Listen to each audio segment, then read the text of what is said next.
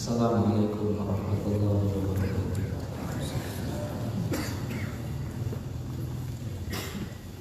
Bismillahirrahmanirrahim.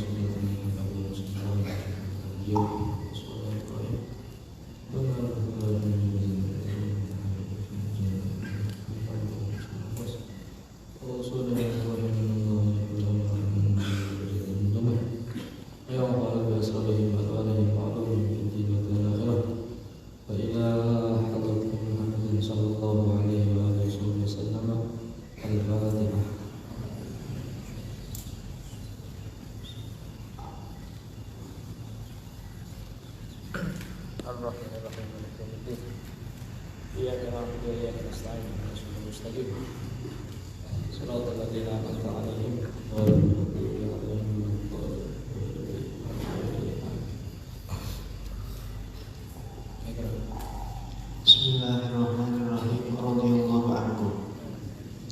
Wa an Jubair bin Mut'im radhiyallahu ta'ala anhu qala adlaltu ba'iran li bi Arafah fadhahabtu atlubuhu faidan an-nabiy sallallahu alaihi wasallam waqifun qultu inna hadha min al-khumsi ma sya'nuhu hahuna.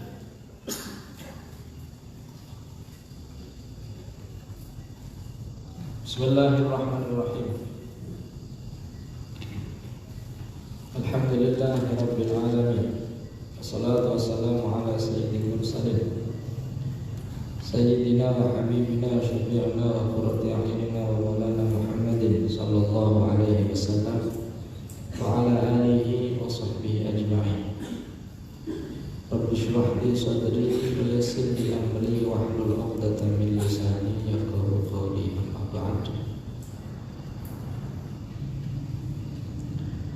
Qala al-mu'allif rahimahullahu ta'ala wa nafa'ana bihi wa bi'ulumihi fid dharain amin.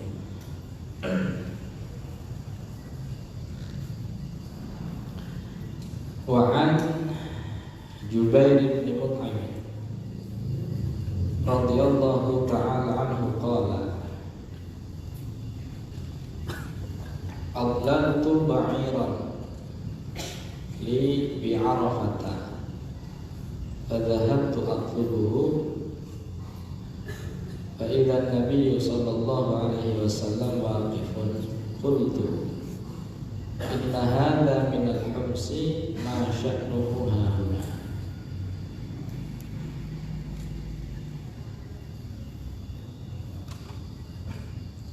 Hadis riwayat sahabat Jubair bin Mut'im radhiyallahu ta'ala anhu.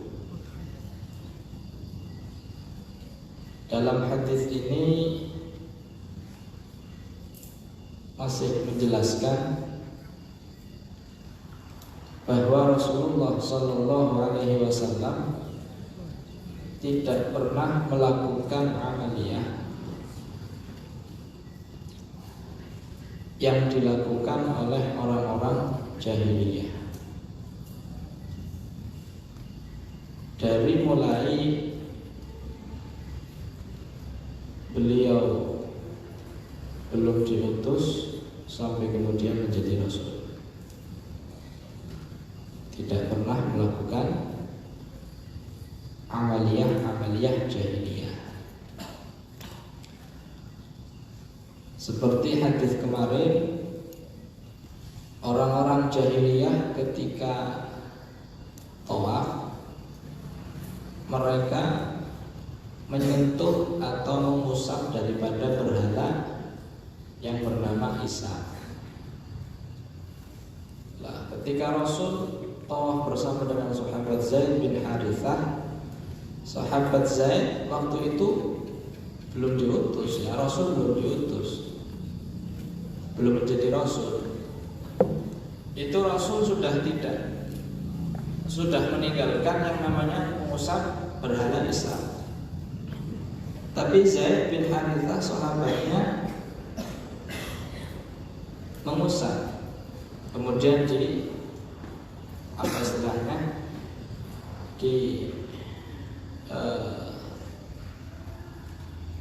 larang oleh Rasul bahwa jangan mengusap yang namanya Islam.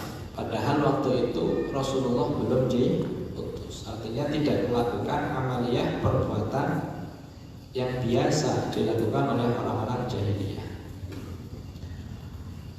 Termasuk hadis ini riwayat sahabat Jubair bin Mut'im, "Adlaltu ba'iran li bi Arafata fa dhahabtu atlubu." Jadi Jubair ini kehilangan ontanya. Dia kehilangan ontanya paling usia. Adlaltu, ya, kehilangan onta di Arafah, kemudian dia pergi untuk mencari onta. Nanti kalau itu ontanya. Sampai di Arafah, Jubair bin Mut'im ini bertemu dengan Rasulullah sallallahu alaihi wasallam. Qultu inna hadza minal humsi ma sya'nuhu hahuna. Jubair berkata bahwa ini orang, yaitu Rasul waktu itu ya, belum diutus, dia termasuk bagian daripada al-humsi. Nanti saya jelaskan tentang al-humsi. Ma sya'nuhu hahuna, untuk apa dia di sini? Masya'nuhu hahuna, untuk apa dia di sini? Lagi apa namanya sih? Wong humus itu. Lalu apa sih maksudnya? Dari hadis ini maksudnya apa?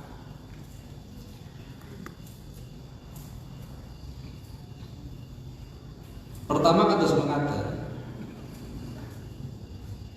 panjenengan ngertos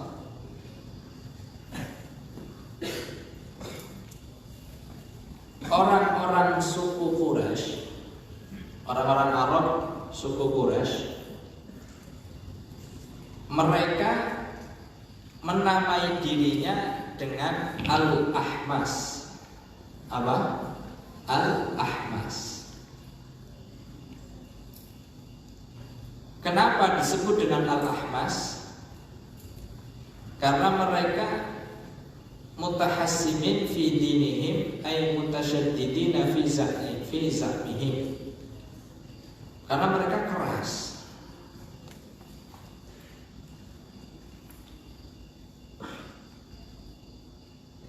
Orang-orang Quraisy ini mereka tidak mau keluar dari tanah haram. Tidak mau keluar dari apa? Tanah haram. Selain orang-orang Quraisy terbiasa keluar dari tanah apa? Tanah haram. Tanah haram itu kan terbatas, tanah haram terbatas.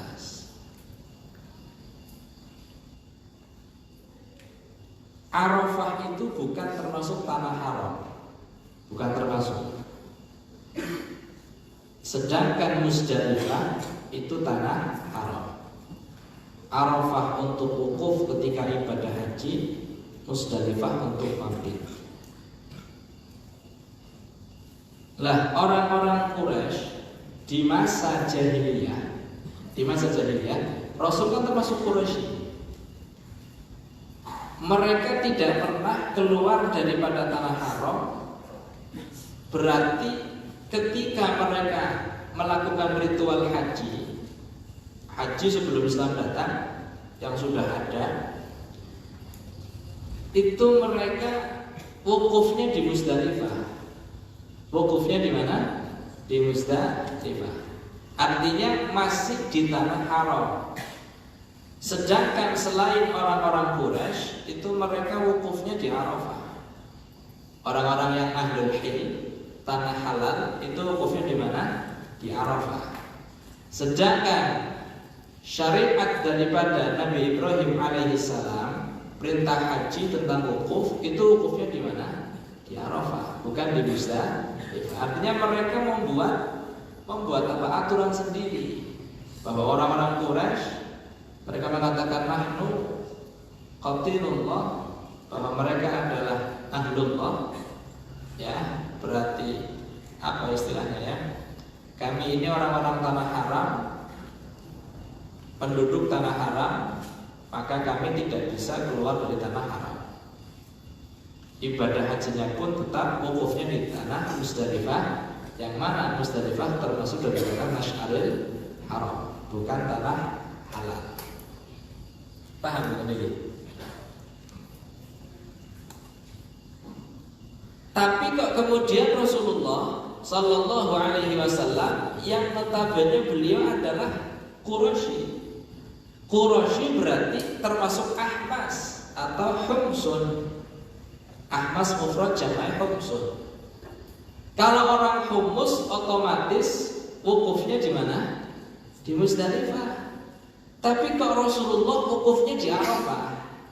Berarti beliau berbeda dengan kebiasaan atau amaliyah orang-orang jahiliyah suku Quraisy, yang mana mereka wukuf di Muzdalifah. Bedanya apa? Karena belum matur. Rasul ketika belum diutus, beliau sudah haji, sudah beberapa umroh, biasa tawaf. Karena mereka ada syariat dari Nabi Ibrahim alaihissalam, cuma ada yang dirubah-rubah. Di antaranya ini wukufnya dirubah. Sedangkan haji Islamnya Rasul itu hanya sekali, ketika haji wada.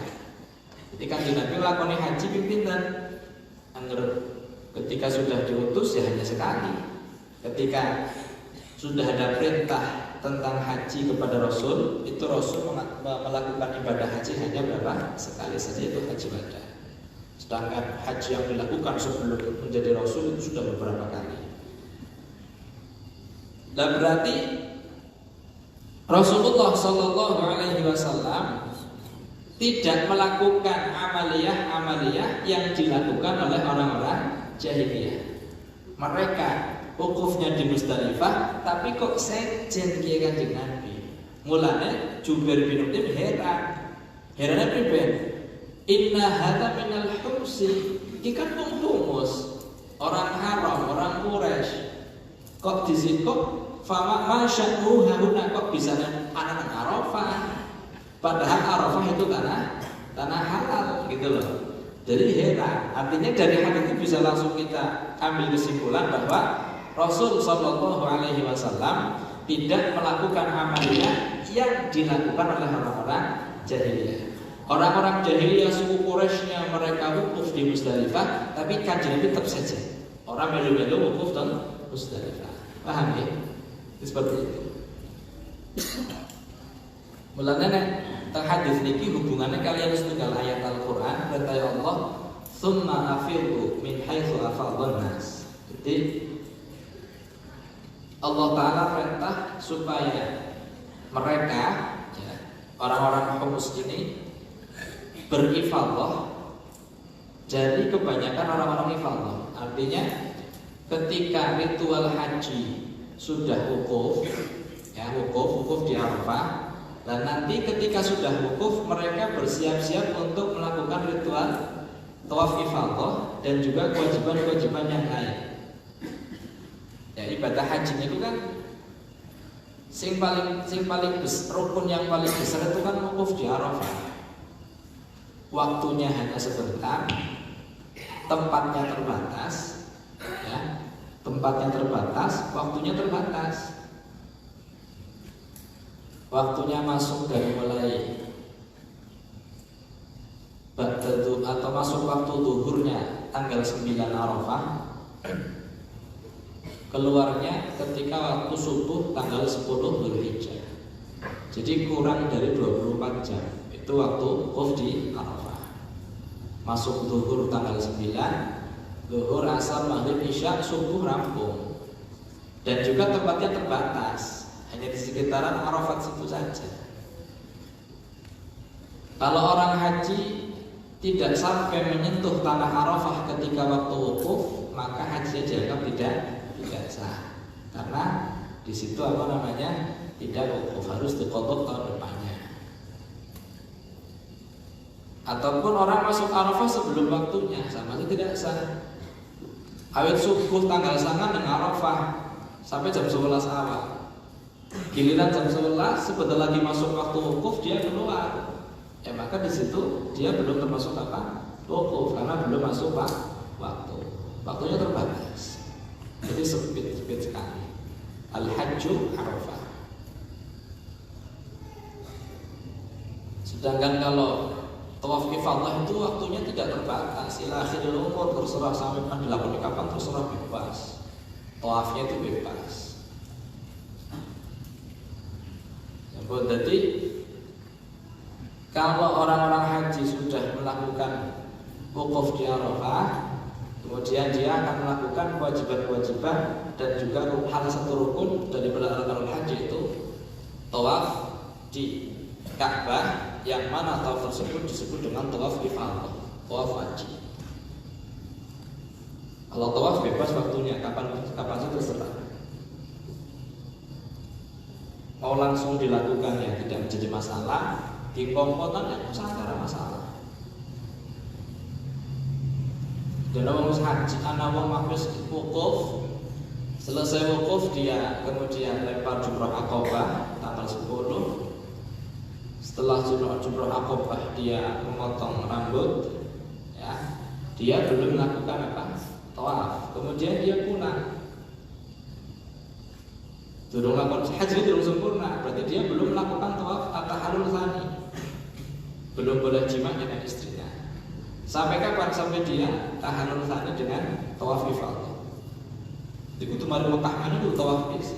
Terus tawaf menembe baru tahallul tsani dan baru tukur jima dengan istri. Hasil semata. Jadi al-humsu bi fathil bi haq al-muhmalah tanpa titik, al-humsu hak. Anggal al-khumsun itu maknanya khumus 1/5. Bagian fak, bagian ghanimah itu dibagi 5 namanya al-khumus. Nanti yang 1/5 dibagi 5 namanya khumusul khumus. Makanya khumus bagian 1/5. Tapi kalau ini maksudnya al-humsu itu orang-orang Quraisy. Yusamma al-humsa li'annahum kanu mutahammisin fi dinihim ay mutasyaddidina fi zahmihim wal himasah asyaja'ah, saking kendele wong Quraisy iki. Maka yaqifuna bi Muzdalifah wa la yaqifuna bi Arafah ma'a sa'il Araf. Maka dari kata ta'ajjaba Jubair min uqufin Nabi sallallahu alaihi wasallam bi Arafah wa min Quraisy. Makanya Jubair niki heran. Kok wong Quraisy wong humus tapi kok wukufnya di Arafah bukan di Muzdalifah. Karena Rasul tidak melakukan amaliyah yang dilakukan oleh orang-orang jahiliyah, orang Quraisy jahiliyah. Tim. Wa an Aisyah radhiyallahu ta'ala anha qalat kanat Quraisy wa man dana dinaha wa hum al-khumsu yaqifuna bil Muzdalifah wa yaquluna nahnu ahlul harami. Masih sama hadis ini, hadis riwayat Sayyidah Aisyah radhiyallahu anha, bahwa orang-orang Quraisy dan yang sejenisnya, Kinana kan bukan Quraisy tapi Dana Dinuh, mereka disebut dengan al-humsu dan wukufnya di Muzdalifah, tidak wukuf di Arafah. Dan mereka mengatakan nahnu ahlul haram, kami adalah keluarga tanah haram. Artinya orang-orang yang tanah air sukanu, makanya fala nakhruju minhu ila Arafah wa hiya minal hil. Kami tidak keluar dari tanah haram ke tanah Arafah karena tanah Arafah wa hiya minal hil, bagian daripada tanah apa? Tanah halal. Iya. Dan orang-orang humus ini jadi kayak gini, mereka itu mengklaim bahwa yang paling berhak terhadap Masjidil Haram, ya, terhadap Ka'bah yang paling berhak orang-orang tanah haram ini, ahlul haram. Kalau orang di luar haram kepengen tawaf di Baitullah, di Ka'bah, mereka harus memakai pakaiannya orang humus. Jadi orang ahlul hil ini mereka harus punya channel orang harami. Orang haram ini pun disebut untuk orang-orang yang hidup di tanah haram. Pengen tawaf sama kulo kalau kayak bisnis yang harami, kulo yang hil cuma kulo pada tawaf kulo tetap hubungi dia. Kayak kulo pada tawaf ini pelambini. Jadi saya tawafnya memakai bajunya kayak bisnis, bajunya orang tanah harami. Masing-masing daripada orang-orang hil itu sudah punya harami. Termasuk Rasul Shallallahu Alaihi Wasallam itu dia biasa bajunya dipinjam oleh orang hil, namanya iyad, namanya iyad. Kalau ternyata mereka tidak menemukan baju, orang-orang nemu tidak punya, orang dua channel, maka mau nggak mau mereka harus tawaf uryanan, bertelanjang. Orang lambi, orang lambi. Jadi tawafnya mumpung-mumpung itu dengan keadaan apa? Telanjang. Orang-orang jahiliyah telanjang, bukan mau lambi, telanjang.